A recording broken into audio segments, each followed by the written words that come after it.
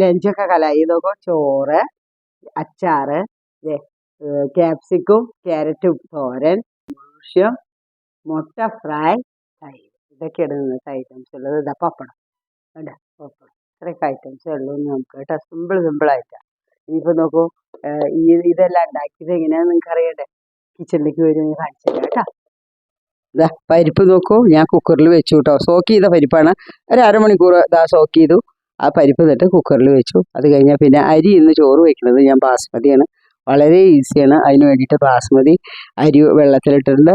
ഇനി നെക്സ്റ്റ് നമ്മൾ ഉണ്ടാക്കുന്നത് ക്യാപ്സിക്കം ക്യാരറ്റ് തോരനാണ്. അതിന് വെളിച്ചെണ്ണ ഒഴിച്ചു.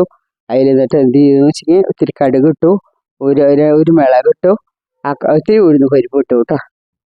അത് പൊട്ടുമ്പോൾ കുറച്ച് ഉള്ളി ഇടണം. അത് പൊട്ടും. അതാ ഉള്ളിയിട്ട് ഇനി അത് ഇളക്കുക. ക്യാപ്സിക്കവും ക്യാരറ്റും വളരെ ന്യൂട്രീഷ്യസ് ആണ് രണ്ടും. ക്യാപ്സിക്കം കൊണ്ട് തോരൻ ഉണ്ടാക്കിയാൽ നല്ല സ്വാദാണ്. അത് നിങ്ങൾ ട്രൈ ചെയ്യണം കേട്ടോ. ഉള്ളി വഴറ്റണം. ഉള്ളി നല്ല പോലെ വഴന്ന് വരാൻ വേണ്ടി ഇത്തിരി ഉപ്പിട്ടോളൂ. അതാണ് നല്ലത്. ചോറ് അടുപ്പിൽ തിളയ്ക്കണം കേട്ടോ. ഞാനിന്ന് കുക്കറിൽ വെച്ചു. പക്ഷേ കുക്കർ സ്റ്റീം ചെയ്യിച്ചിരി, ആവി കൊള്ളിച്ചിരി. അങ്ങനെ ഇതാ ഉപ്പിട്ടു. ഞാൻ ഉള്ളി ഇതിട്ട് നല്ല ഉപ്പിട്ടാൽ പെട്ടെന്ന് വഴന്ന് കിട്ടും. അതിന് വേണ്ടിയിട്ടാണ് കേട്ടോ ഉള്ളി. അതാ ക്യാരറ്റും ക്യാപ്സിക്കും നോക്കും എന്താ ഭംഗി കാണാതെ. ക്യാരറ്റ് ആദ്യം ഇട്ടു ഞാൻ. ആ ക്യാരറ്റ് ഒന്ന് വലിഞ്ഞ് കിട്ടട്ടെ, ആദ്യം ഒന്ന് വാടി കിട്ടട്ടെ. അതിന് വേണ്ടിയിട്ടാട്ടോ ക്യാരറ്റ് ഒന്ന് വാടി കിട്ടാൻ വേണ്ടിയിട്ടാണ് കേട്ടോ. നോക്കും നല്ല പോലെ ഇളക്കി. അതിൽ മഞ്ഞൾപ്പൊടി ഇട്ടു, ഉപ്പിട്ടു, എന്നിട്ട് അങ്ങോട്ട് ഇളക്കി. ഉപ്പ് കുറച്ചായിട്ടുണ്ടോ, നേരത്തെ ഇട്ടിട്ടുണ്ട്, അത് ഓർക്കണം കേട്ടോ. നല്ലപോലെ ക്യാരറ്റ് ഇളക്കി. ഇനി ക്യാപ്സിക്കം ഇടാം. ക്യാപ്സിക്കത്തിൻ്റെ പച്ച നിറം പോവും, അതുകൊണ്ടാണ് ഇത്തിരി വൈകിയിടുന്നത്. ക്യാപ്സിക്കത്തിൻ്റെ അത് കഴിഞ്ഞ് ഇളക്കുക. വെള്ളമൊന്നും ഒഴിക്കണ്ട, വെറുതെ ഇളക്കുക. 1 മിനിറ്റിനുള്ളിൽ ഈ തോരൻ കലാവും. നല്ല പോലെ ഇളക്കണം. അത് കഴിഞ്ഞ് ഒന്ന് അടച്ചു വയ്ക്കുക. വെള്ളമൊന്നും ഒഴിച്ചിട്ടില്ല. പിന്നെ നാളികേരം ഇട്ട് നല്ല പോലെ ഇളക്കി വാങ്ങുക. അതിൽ വേറെ ഒന്നും ഞാൻ കൂട്ടിയിട്ടില്ല, വെറും തേങ്ങ ഇട്ടു. അങ്ങനെ നല്ല പോലെ ഇളക്കി. അങ്ങനെ ക്യാരറ്റ് ക്യാപ്സിക്കം തോരൻ തയ്യാറായി. എന്താ ഭംഗി നോക്കൂ കാണാൻ. അതിനെ ഇതിലേക്ക് പകർത്തുമ്പോൾ അത്ര ഇതില്ല, പക്ഷെ അത് കാണുമ്പോൾ നല്ല ഭംഗിയായിരുന്നു. ഇനി നമുക്ക് മുളകുപൊടി ഉണ്ടാക്കണം. മുളകുപൊടി ഉണ്ടാക്കാൻ വേണ്ടി എന്താ ചെയ്യേണ്ടത്? നേന്ത്രക്കായ ഒരു ഹാഫ് ഇരിക്കണ്ടേ, ആ ഹാഫ് മതി. ഞങ്ങൾ 2 ആളല്ലേ ഉള്ളൂ. നേന്ത്രക്കായ അരിഞ്ഞു. ഒരു കഷ്ണം വഴുതനങ്ങയുണ്ട്, അതും അതിൽ അരിഞ്ഞിട്ടു. മുളകുപൊടിയുടെ സാധനം കഷ്ണങ്ങളാട്ടോ. നേന്ത്രക്കായും പരിപ്പും വളരെ നല്ല കോമ്പിനേഷനാണ്. മുളകുപൊടി, മത്തങ്ങ പരിപ്പ്, കുമ്പളങ്ങ പരിപ്പ്, അതൊക്കെ കൊണ്ട് മുളകുപൊടി തൃശ്ശൂർക്കാർ വെക്കും കേട്ടോ. അത് കായാണ്.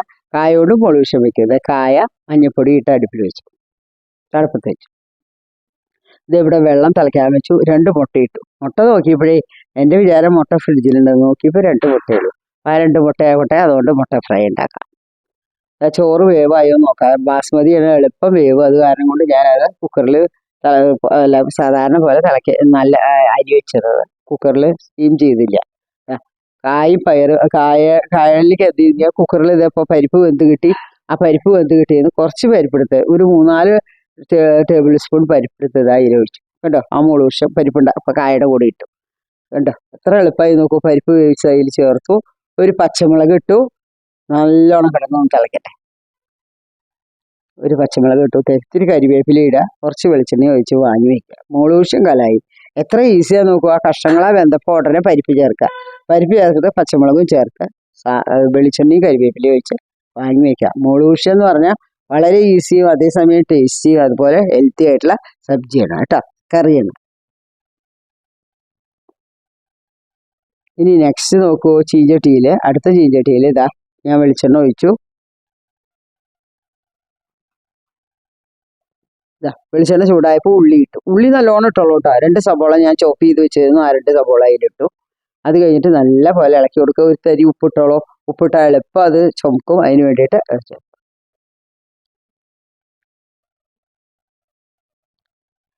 നല്ലോണം വഴന്ന് വരുമ്പോൾ എന്തെങ്കിലും കറിവേപ്പില ഇടുക.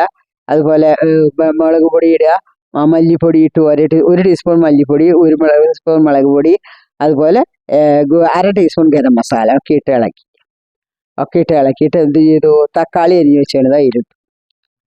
2 തക്കാളി, ചെറിയ 2 തക്കാളി അത് 2 ഇട്ട് ഞാൻ ഇതിലിട്ടു. നല്ല ഭംഗി കാണാൻ കേട്ടോ. ചുവന്ന നിറം. കാശ്മീരി ചില്ലി പൗഡർ ഉണ്ടായിരുന്നില്ല എന്നിട്ട് പോലും നല്ല ഭംഗി. എന്നിട്ട് മുട്ട പുഴുങ്ങിയത് തൊലി കളഞ്ഞ് മുറിച്ച് അതിൽ വെച്ചു.